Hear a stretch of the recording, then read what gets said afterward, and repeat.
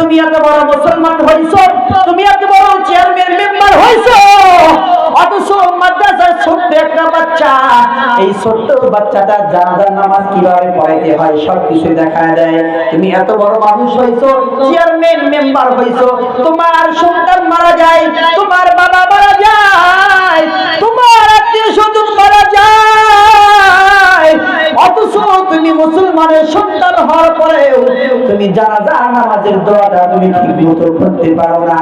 যেই সন্তানের নাকে টিপচাপ দিলে দুধ বের হয়, বিছানায় পেশাব করে কোন রকমের তার বোধ শক্তি হয় নাই, ছোট্ট ছোট্ট মাসুম বাচ্চারা তারা এই সমস্ত কওমি মাদ্রাসায় পড়ে 5 ওয়াক্ত নামাজ তারা পড়ে, ওযু অবস্থায় নামাজ পড়ে, কিভাবে ঘুমাইতে হয় সেই সমস্ত সুন্নত তরিকার পদ্ধতিগুলো উস্তাদরা শিখায়া দেয়। এই সমস্ত কওমি মাদ্রাসায় একটা সন্তানকে আপনি দেন, এই কওমি মাদ্রাসার সাথেই তো কবরস্থান। আপনার বাবা ঘুমায়, আপনার মা ঘুমায়, মনটা কি চায় না একটা কোরআনওয়ালার বাবা মেয়া দুনিয়া থেকে চলে যায়? মনটা কি চায় না একটা হাফেজে কোরআনের মা মেয়া দুনিয়া থেকে চলে যায়? অখিদ্রমাদিয়ার মুসলমান, সত্য একটা শোনাই, আমি যেই মাদ্রাসায় লেখাপড়া করি, মাঝে মাঝে আসলে কয়েকটু ঘোরাঘুরি করি, মাদ্রাসা চত্বর দেন, মাদ্রাসার মসজিদে 3টার উপরে নীরব নিস্তব্ধ। আমি মাঝে মাঝে মসজিদে 3টায় যাই, কেদার মোতালা করি।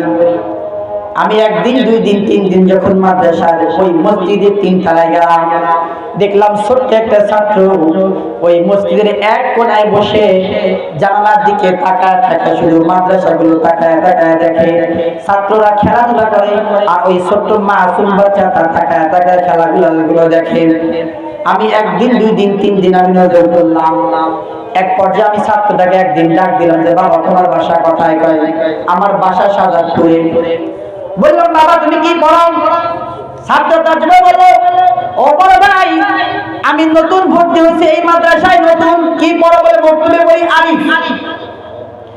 বললাম তুমি এত ছোট বাচ্চা হয়ে তোমাকে আমি মাঝে মাঝে 1 দিন 2 দিন 3 দিন দেখলাম মসজিদে 3টার উপরে একা একা শুধু এক কোণায় বসে থাকো, আর মাদ্রাসায় সবাই খেলাধুলা করে। আসরের পরে তুমি খেলাধুলা না করিয়া তুমি কি জন্য মাদ্রাসার দিকে তাকায় থাকো? সবাই খেলাধুলা করে, তুমি সেগুলো তাকায় তাকায় দেখো। কয় বড় ভাই মনটা বেশি ভালো লাগে না, খেলাধুলা করতেও মনে চাই না, তাই একা একা আমি বসে থাকি। আমার মনটা ভালো লাগলো, তাকে নিয়ে একটু চা নাস্তা করাইলাম, কিছু কিনে দিলাম। জিজ্ঞাসা করলাম বাবা তোমার বাসা শাহজাদপুরে, তোমার মা কি করে, তোমার বাবা কি করে, তোমার বাবা কি কাজ করেন?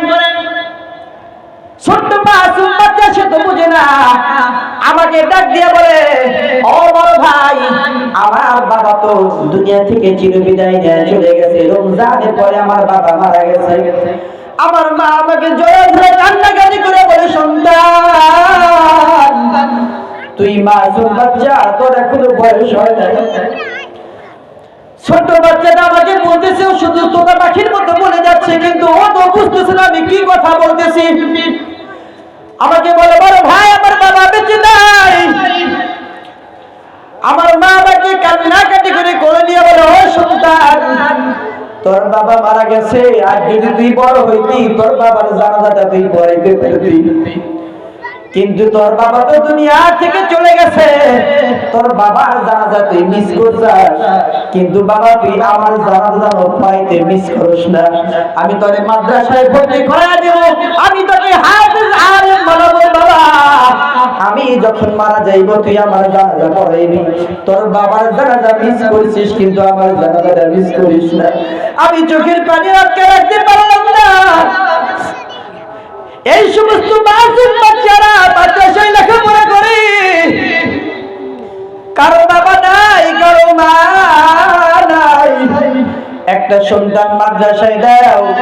এই সন্তানটা যখন তুমি মারা যাইবে তোমার কবরের পাশে দাঁড়া, এই সন্তানটা তোমার জন্য দোয়া করবে।